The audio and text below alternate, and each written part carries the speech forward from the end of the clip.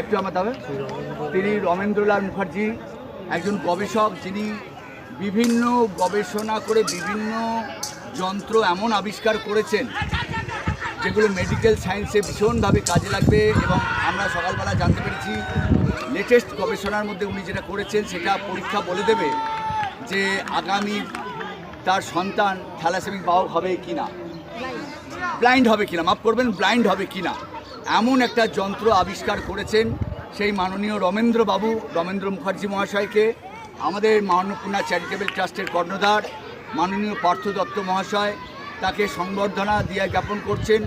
যদিও আমরা এই মুহূর্তে ফিল্ডে রয়েছি, ক্রিকেট টুর্নামেন্টের চলছে, কিন্তু এখানে বহু মানুষকে সাক্ষী রেখে রমেন্দ্রবাবুর হাতে আমরা মেমেন্টোটা তুলে আজকের আমরা আমাদের থেকে সম্মান জ্ঞাপন করছি। ধন্যবাদ।